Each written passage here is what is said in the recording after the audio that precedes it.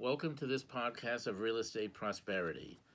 This is the third in a series of podcasts focusing on the 28, as I define them, the 28 basic methods of financing or controlling your purchase. This is your purchase of a property in foreclosure or a property that is not in foreclosure.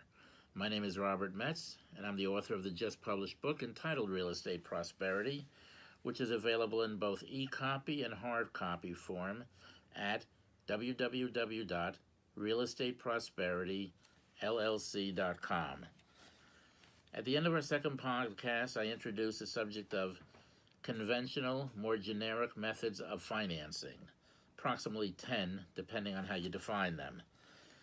I mentioned that typically conventional financing involves a clause in a contract contingency as to your financing.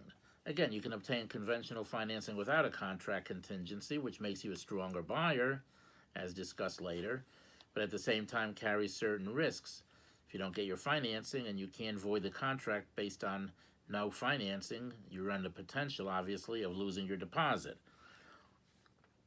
Now, the contract mortgage contingency clauses, as they're called, run the gamut. They can be neutral or they can be slanted in one direction or another. They can favor either the buyer or the seller. A slanted mortgage contingency contract may in effect turn the contract into an option for either party. Not literally an option, but basically a bargaining tool. You can have a contract that has a mortgage contingency that entitles you, the buyer, to void the contract on grounds that you did not get the type of mortgage indicated in your contract, when in fact you still have the ability to close, and when in fact you got a sufficient mortgage that you could have closed with. But if the contract says you have to get a mortgage of a certain amount at a certain interest rate, certain points, for a certain number of years, on certain conditions, and you have to get it within so many days of the contract signing, or you can declare the contract null and void and have no further obligation and walk from the deal. You may have gotten a mortgage, but if it did not meet identically the terms and conditions in your contingency in the contract, you can void the contract as a buyer for failure of the mortgage contingency and walk away with your deposit. Or you can choose to renegotiate the contract with your seller, or the seller might want to renegotiate the contract with you because he doesn't want to lose the deal, and you might work out a more favorable contract price, purchase price, or other terms, when in fact you really had the financing, but technically you did not get the financing that the contract said you should get, otherwise you did not have to close. Now, the contract mortgage clauses, contingency clauses, are extremely important to negotiate if you're going to have a clause in your favor. Again, depending on the wording, they can turn a contract into a very, very valuable agreement for the buyer, or they can leave it as a neutral agreement, or they can really slant things in favor of the seller and obligate you, the buyer, to close with a mortgage that's less desirable than you really need or want, because if the contract said you have to close on certain terms with a certain type of mortgage, even if that's not the mortgage you really ideally wanted, and you get that mortgage, you're bound. And again, if you do not make good faith efforts, and most contract contingencies have the language that you have to make a good faith effort to get the mortgage, you have to apply in a reasonable manner, produce the exhibits for the lender, etc., etc. If you do not use good faith efforts to get the mortgage, you can be held in breach of contract because you simply did not comply with the contract. Having a mortgage contingency clause and then refusing to apply, or purposely or half-purposely fouling up your application to result in a denial, does not necessarily mean that you're scot-free. You can be held in breach of contract that you did not comply, and even if you did not get your mortgage, accidentally on purpose, so to speak, you can be held in breach for damages, forfeiture of your deposit, etc. In any case, typically the contract for mortgages, the 10 mortgages that I will briefly discuss in the following podcast, will have a contract contingency clause, or it may not have a contract contingency clause.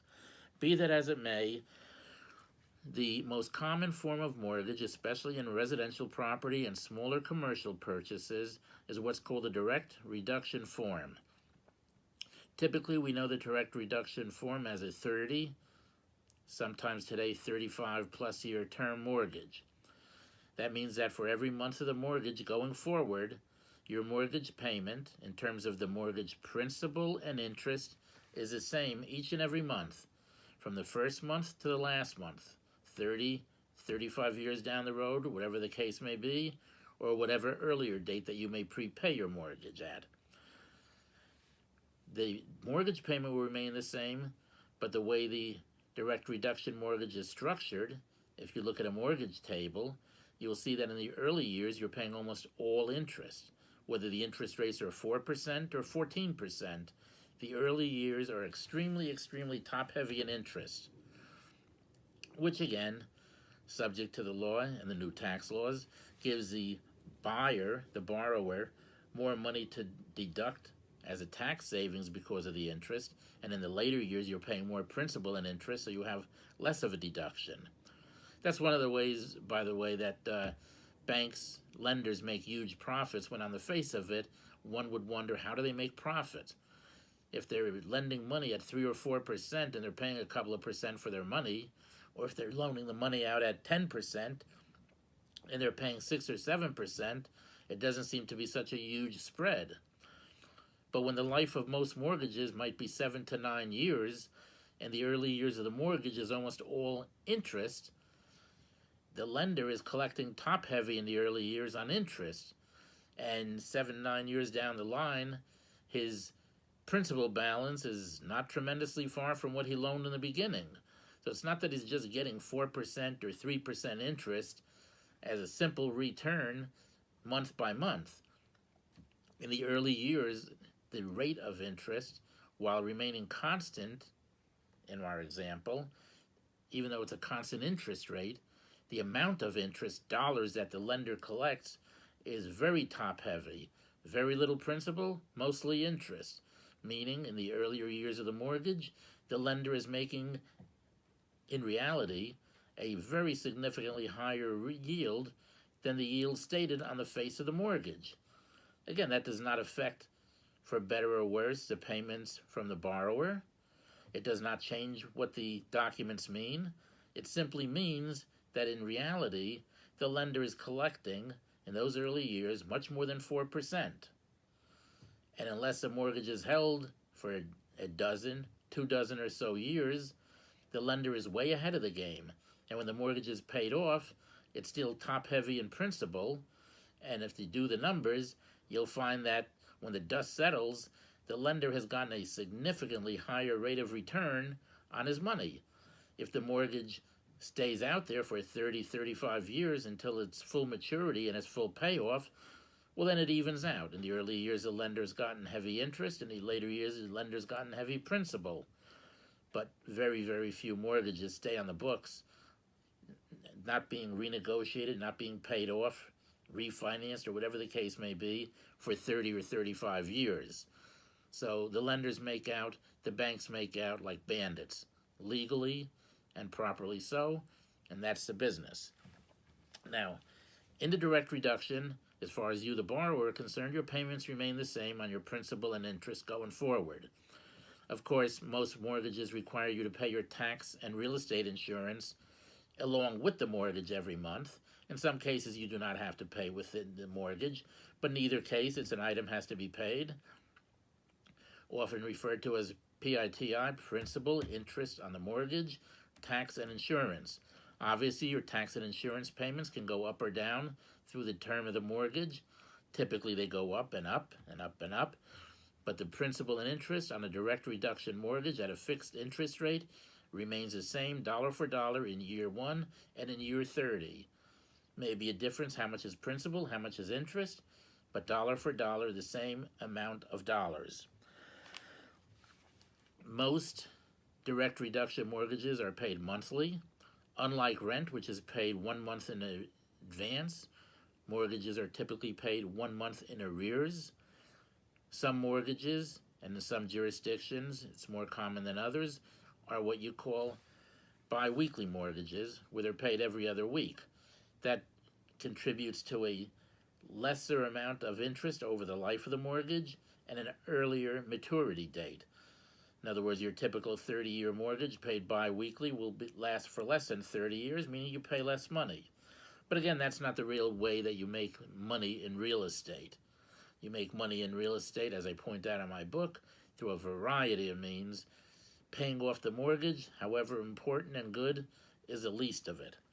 And trying to maximize with a bi-weekly instead of a monthly mortgage payment on a direct reduction plan is not going to result in your becoming rich or poor in real estate, not by any means. So aside from your direct reduction mortgage, you have what you call balloon mortgages. Balloon mortgages are very common, much more common, in times of rising interest rates and uncertainty in the financial markets. A lot of times a lender is reluctant to risk their money for a longer term at a fixed interest rate. Not too many years back, when the conventional mortgage rate was 8-10%, and some years before that, as I recall, and I'm sure some of you recall, when it was 14-15% on conventional bank money, and interest rates were so uncertain, inflation was out of control, a 30 or 35-year mortgage commitment at a fixed interest rate was typically too risky for most lenders to even entertain. Balloon mortgages permit lending in those environments. It allows the lenders to limit their exposure. They may lend you money for 30 years, for 20 years, whatever the case may be, and the term does not match the maturity date. You might have a 30-year mortgage at X percent, and even the percent might be fixed, but it might have, the 30-year mortgage might have, for example, a 10-year balloon, meaning you, the borrower, pay your mortgage payments every month as if you're paying on a 30-year direct reduction schedule, but at the end of 10 years, whatever principal is then due and owing, you have to pay. The balloon has come due, meaning the lender has loaned you money in a risky interest rate environment for the lender at a fixed interest rate, and the lender has limited its liability by loaning you money on a 30-year plan, which permits you to have more reasonable, more modest payments. But at the same time, the lender has limited its exposure by doing a deal that does not force it to leave its money out for a longer than 10-year term. So whatever the principal balance is at the end of 10 years, due and payable, the mortgage is over. It was a 30-year mortgage with a 30-year term mortgage with a 10-year balloon. Obviously, depending on the markets, the performance by the borrower, whether or not it's still the same lender or the mortgage has been assigned, what the lender is doing with its money, what its policies and practices are at the time, the lender can renegotiate and give you a longer term, maybe extend it to 30 years, maybe extend it for another 5 years.